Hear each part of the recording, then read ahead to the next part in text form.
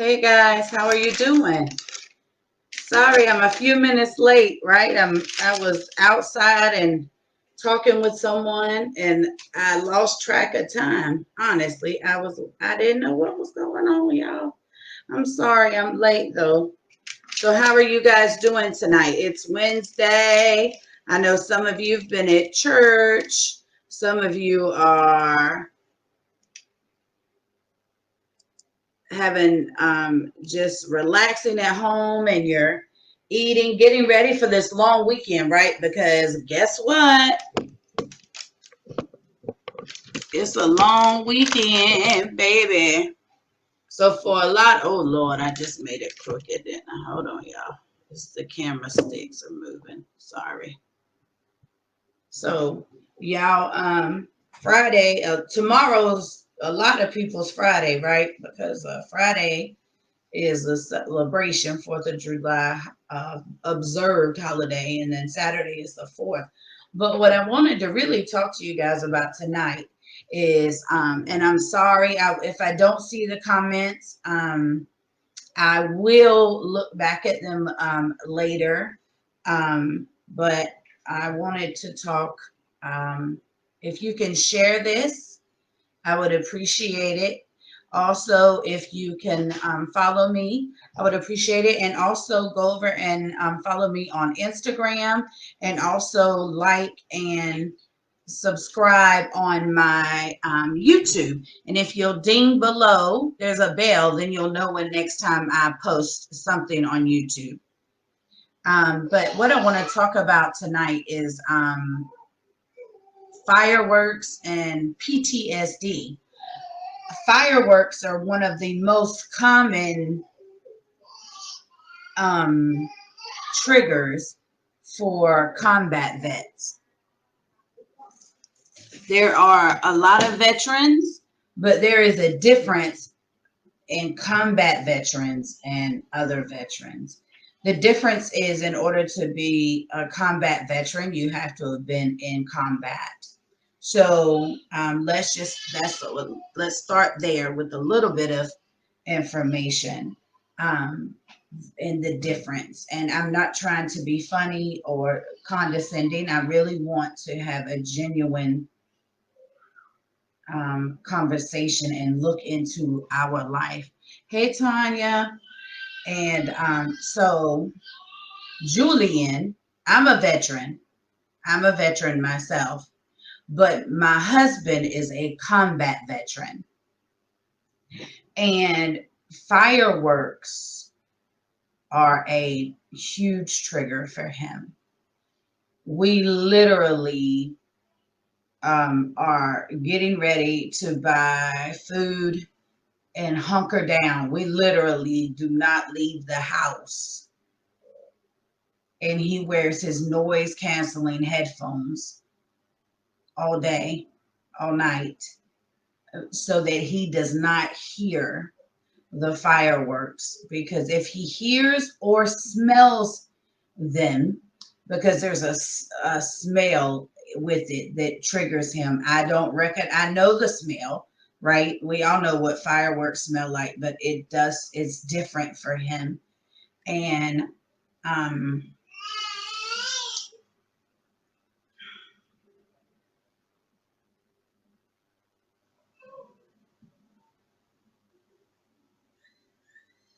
my husband has been in tears from fireworks, from when, hey Lou, from when he hears them. And there's absolutely nothing, right? There's nothing that we can do. Um, and it's honestly, it's not anyone else's issue, right? It's our family issue, but it affects all of us, each one of us as his wife, our children, differently. But it's a team effort, right? We can't just act like so it's something that affects all of us. Zane has seen the fireworks show at Magic Kingdom, so he has saw amazing fireworks, but Julian doesn't see them. Julian, like I said, he has noise canceling ear muffs or ear something that he plays, and they have he wears his Bluetooth so he can play his music.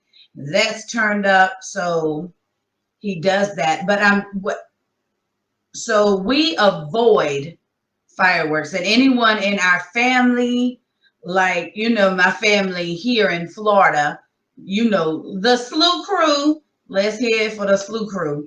But they all know, so they, we go over and then we leave. They know 4th of July is one of those holidays, but sometimes we find people that don't understand, or they don't get it. Listen, listen. Julian doesn't have this trigger because he was home sitting on his couch doing nothing. He has this trigger because he was defending the ground over here in the United States that all of us walk on, right? So it's not your problem, but it is an issue. And it is an issue that our veterans, that my husband, our combat veterans should not feel ashamed or guilty of, when it's really easy for us to say, does this bother you? And for instance, an example, and I wish Julian would have came on with me tonight, but right now just is not a good time with us. We've had a couple of incidences where he's been severely triggered. Graduation was one of those things. They had fireworks at the end of Javier's graduation. And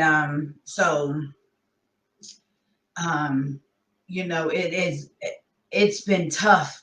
So, and Friday will be 2 weeks. So, and then it's this time of year. So everyone's setting off stuff and then enjoying the holiday. And listen, you shouldn't not enjoy it, right? He served so you can enjoy it, so we want you to do that. But I do ask that you're mindful of who's around you. Ask. It's okay to start the conversation. It's okay to ask someone, hey, I know you're a veteran. Do fireworks bother you? Because we had a situation happen. We were at our church when we were members at New Life in Monty Oak, and we knew they had a 4th of July celebration. That's what they were doing. And we were planning to be out of there before they started the fireworks. Well, someone decided to set some off a little earlier before we could we were in the process of leaving, and one of them went off. And Julian, this was in 2015. He had just retired, and it triggered him severely, so there are people around us that have seen it, that have experienced what it does to him, and they respect that once they see it. But I ask you guys to start the conversation. Check in with your vets around you. Some combat vets aren't comfortable discussing the difference or that they are combat veterans. So you asking and saying, hey, do fireworks or sudden noises bother you? Listen, and there are some veterans, every veteran is different, right? Every PTSD is a psychological disorder. So it is similar to any other disorder. They present different, but I encourage you to be the one to start the conversation and find out from the veterans around you. A lot of us, you may see maybe your grandfather or maybe an uncle who, after holidays, 4th of July, The first New Year's are really bad. There's usually substantial amounts of fireworks and gunshots that fire ring off those times of years specifically. But a lot of times, people think they're just mean or they're hateful or they're drunks. Maybe they drink more on those days. Maybe they are antisocial on those days because they're not comfortable talking about it. But it wouldn't hurt if you said, hey, I heard, and so I heard something and I just wanted to check in. Are fireworks an issue for you? So maybe then they know they can comfortably come and hang out with the family and then they can go home. Or maybe they choose, like we do. Look, we lock down. Do you hear me? We don't even go outside for those days. We lock in place. We shelter in place. Literally. That is what goes on for me, Julian, Zane. We lock down for firework or explosive holiday type, fireworks and things. So that's what we do, guys. But they may choose to come and hang out and then go. But Julian is anxious all day, and so, he still sees his therapist. He's still working through stuff. And as long as he's working through it, we're going to be okay. But ask them, have the conversation. See if, maybe you can fix them a plate and bring them something to eat, if they're close enough and that, that's why they're not out.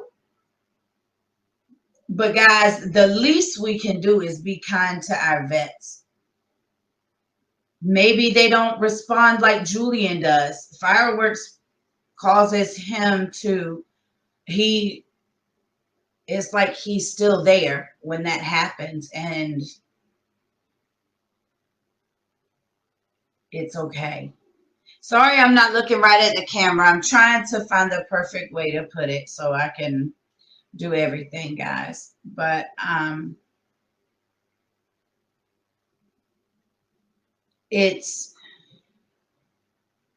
well, thanks, sis. So it's Julian, because of who Julian is, it makes sense for us to shelter in place instead of inconveniencing anyone else. So for him, 4th of July, we always know that we're going to be home, right? And we're not moving. And because he would never inconvenience anyone else or go somewhere to where someone would be uncomfortable. So that's the reason why a lot of times we don't get to go out or to certain things. And that's why, because Julian would rather just stay in than anyone else be uncomfortable. And anybody that knows my husband knows that's just who he is, and me nor you are going to change that part of him. It's just part of his character. So it just is what it is. But I say this also, teach your children, that whole firecrackers and different things. You should have boundaries and understanding of who they can run in, because that can really cause that can really cause the veteran, if that's a trigger for them, to have like really a negative response. Julian may swing at you. He may, at the very least, he's going to when he turns around, he's going to take a very deep breath, and he will not be the same for days from that point on. But so understanding that really trying to scare someone with a firecracker isn't really funny. It's not a joke.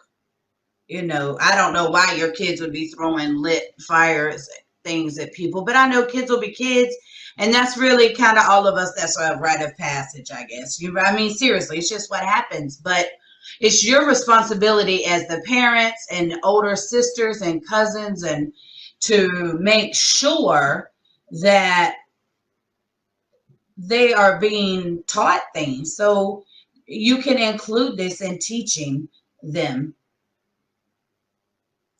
So also something else is,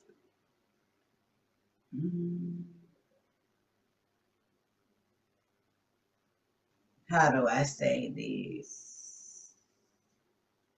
You want to make sure that you're not being confrontational with the vet, with your family member or your friend or whoever it is you may be talking to, your uncle, your cousin, whatever. Don't attack them, right? Make sure that it's a conversation, because the minute that they feel you don't understand, they're going to stop talking and they're going to shut down immediately. So you're not going to accomplish anything. And it's just going to, make things harder. Julian and I are blessed that most of those around us that we have talked to. Now, there are some that they don't get it or they don't care to get it, or I don't know, it's their own stuff. They don't see it, so they don't believe it. I think sometimes they think it's like makeup, made up, or dramatized, but anyone who has ever seen Julian in that state, and there are a few that have, that it's not Julian, right? It just is not him. And but the truth is it is my place as his wife. It is our children's place to educate and help and teach those around us about our veterans and about PTSD, because it's an everyday thing. It's an event thing. We're all aware, and we all pay attention to Julian, my family, I got an auntie, my aunt Dooley. She is like a mother hen. My aunt Baba and Jean and my auntie Tammy, y'all, they take care of Julian. Like they wait, he is their baby. And it's just amazing to see my family and how they genuinely just love him, right where he is. And he knows that. But we still stay in place, we shelter in place for 4th of July, and New Year's Eve. That's just what we have to do for us. But maybe there are other triggers for the vets in your life. Maybe, for instance, when we had that snow flume that came through, the Saharan, the dust, that came up through. Anyway, Julian has a friend that he was in combat with, and they actually had a phone conversation with each other about the smell, like they could smell it because of sand, storms they've been in Iraq and Afghanistan. So they had that conversation, and I thank God that the two of them have each other. But the thing is that Julian was not himself and off for days because of the smell. Now, I didn't smell anything, y'all. I didn't smell nothing at all in the air. I didn't, we stayed in a lot because, like I said, it just was not a positive experience for Julian. But in knowing that, I'm sure there are a lot of veterans out there that don't talk about these things, and then they're accused. You assume it's you assume you're being attacked, you think that, and maybe you are, because sometimes the way they respond is very aggressive. But and it's not to justify that behavior, because through therapy they have to learn and they have to process things, but they have to do it on their schedule, and our job as their loved ones are to love them unconditionally, but we also have to make sure that they know they're safe. But it kind of, if you live with a veteran or you live with and there's other types of PTSD, right? I suffer from sexual PTSD, but there's different types of PTSD, but that's not what we're talking about. Right now, we're talking about combat PTSD. And, but we have to make sure that we make sure they know it's safe, and that we care enough to check in. And if they don't want to talk, guess what, y'all? That's okay too. But if you live with a veteran or there is someone close to you that is a combat veteran, listen, kind of pay attention to when they have episodes, when they have their toughest times, or when they may drink more. See if you can kind of track, because listen, if you can kind of figure out the movements, right? The responses to certain things, then as you develop a relationship with this veteran, right, with your loved one, because the truth is, unless this veteran is your loved one, I don't know that you're going to get close enough to even help them anyway. But your loved one, when you're talking to them, you have to make sure that they don't feel like you're judging them, or like you think you're better than them, or that you're angry at them. They will emulate any emotion that they think they're getting back times 10. So you have to make sure that they know where it's coming from. But when you're talking to them, if you will just pay attention to what goes on or what's happening, it'll help you kind of figure them out.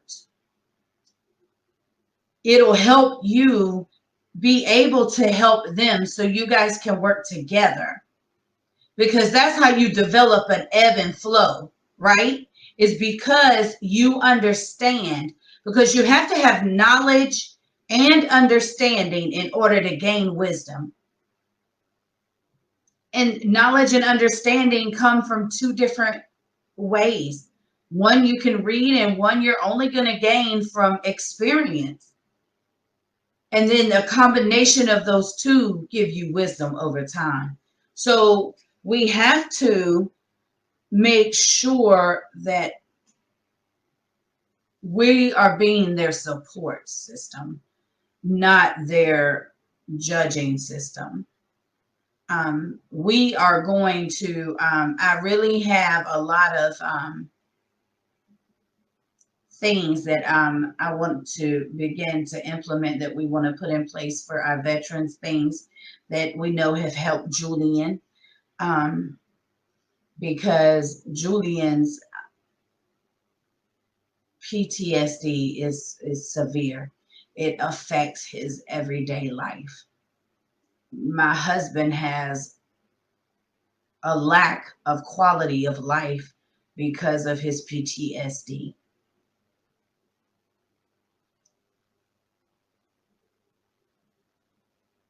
And but that's my best friend, guys. So we have figured it out together. We have fought, we have argued. Julian has gotten very angry, and He has he's never hit me while awake.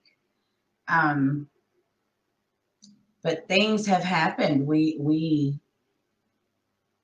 I have not always handled every situation, even as his support system. There's been times when, look, we could fight each other, literally.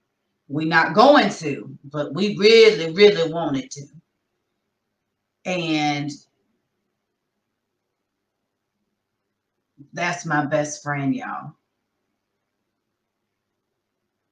I love him and he loves me. But we had to learn. I had to learn how to help him, but he had to help me. That means I've gone to psych appointments. I've gone when he saw the psychiatrist. I've gone when he saw the therapist. Every therapist he's ever had, I have talked to them. They know that I am his person. And but it's taken time and it's taken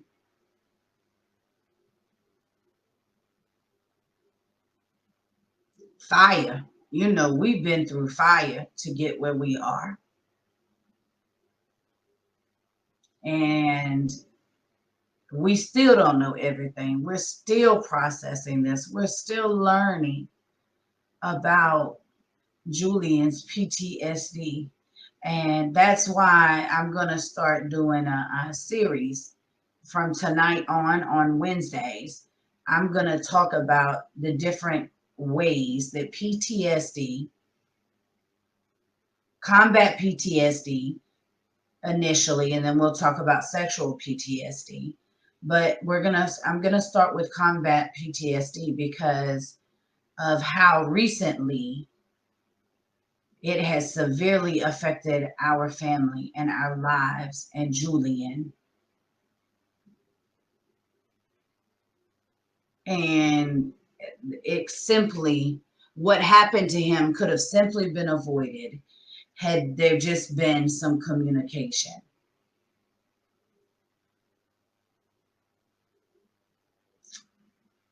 And I'm not standing for it. As his person, he doesn't have to talk to nobody. I got his back and I will stand up for him. But in that, I believe that education and understanding are important for PTSD. So I'm going to, when I talk about it on Wednesdays, I will talk about it from my perspective, from our view, from our lives. Julian will come on. Sometimes he'll be on. Sometimes I'll have Jonathan or the kids, Summer, Kyra, Shay. I've got to figure out how to zoom them in, but I'm also going to include them. But it'll be on Wednesday nights, guys, at 9 o'clock. And it's for my YouTube, it's just going to be PTSD part 1, 2, 3, 4, 5. And I'll just label it through, but it's going to be on Wednesdays at 9 o'clock. They will be shorter segments because it's pretty heavy and it's a lot on me. And but I want to be very candid and open. If you have any questions, you can inbox me. You don't have to post in the comments section. I'll also be checking my YouTube for any questions for those of you that watch this over there. I really appreciate that you guys are on this journey with me and you're part of this chapter, but we're going to dive into PTSD. All right. I'll see you guys on Friday at 9 o'clock. Bye.